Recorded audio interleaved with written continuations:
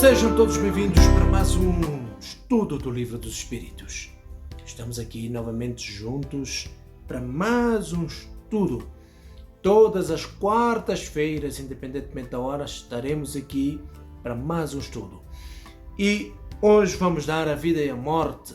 A vida e a morte, que está no capítulo 4, né, que é o princípio vital, e é o segundo ponto. No primeiro ponto já falamos dos seres orgânicos e inorgânicos, que falamos no vídeo anterior, e hoje estamos a falar da vida e a morte.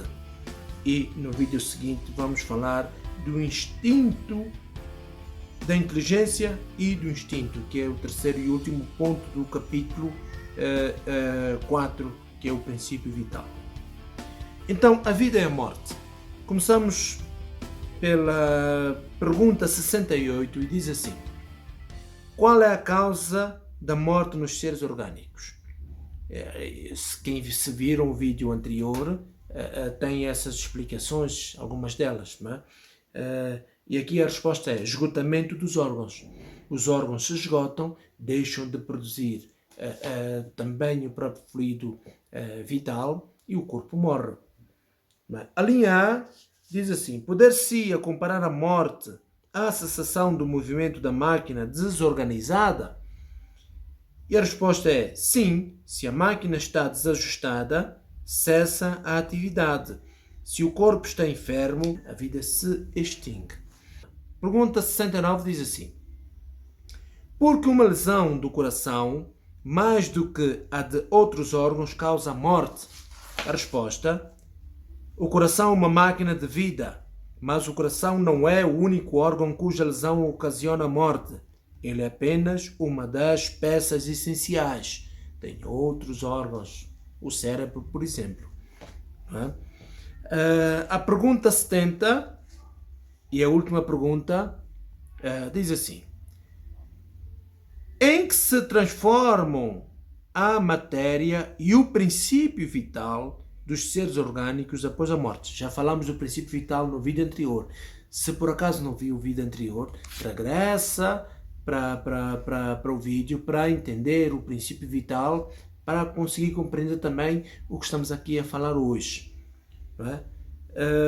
E a resposta é: a matéria inerte se decompõe e forma novos seres. O princípio vital volta à massa. Há uma coisa muito interessante, que tudo na natureza se transforma, e é uma grande verdade. Não é? Então, ele está a dizer aqui que a matéria inerte, ou seja, a parte mais animalizada nos corpos orgânicos, não é? Se decompõe e forma novos seres, enquanto o princípio vital volta à massa, ou seja, volta para o fluido universal. E aqui tem uma nota de Kardec que diz assim: após a morte do ser orgânico, os elementos dos quais é formado sofrem novas combinações, constituindo novos seres. Estes aurem na fonte universal o princípio da vida e da atividade, absorvem-no e assimilam-no para desenvolver essa fonte quando deixam de existir. Os órgãos são impregnados, por assim dizer, de fluido vital.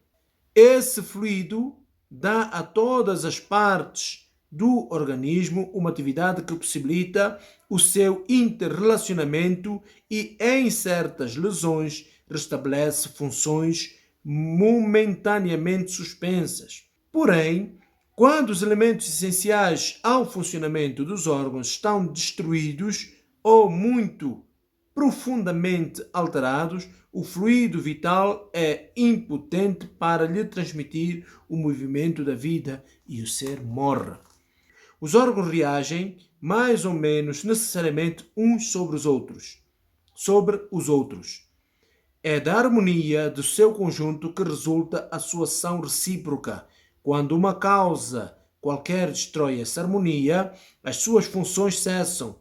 como o movimento de um mecanismo cujas peças essenciais se desarranjaram, assim como um relógio que, com o tempo, se gasta ou se quebra por acidente e cuja força motriz é impotente para colocar em movimento.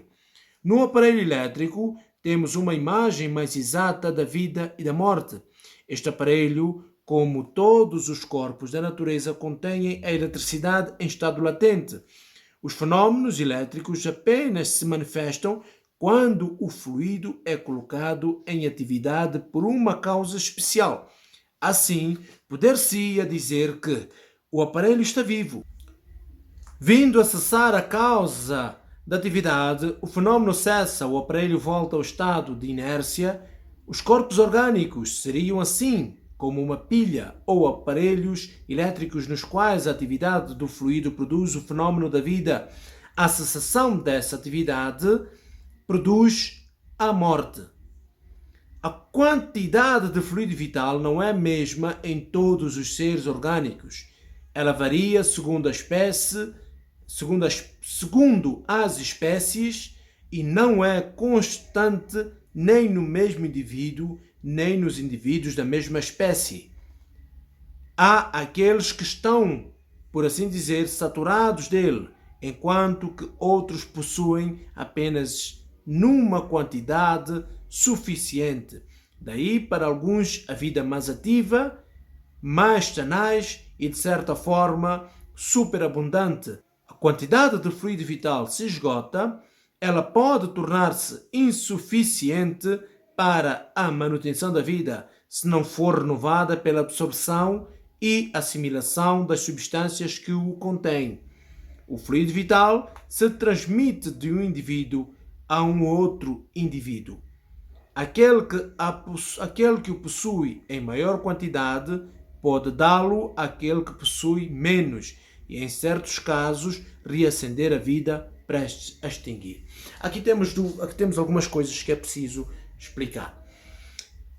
Primeiro, a quantidade de fluido vital, como já foi dito, ela não é igual para todos os seres. E depois, dentro da mesma espécie de seres, vamos dar um exemplo dos homens, não é? Dos seres humanos, ela não é igual para todos. Há uns que têm mais e outros têm menos. Por isso, há uns que são muito mais ativos e outros são muito menos ativos.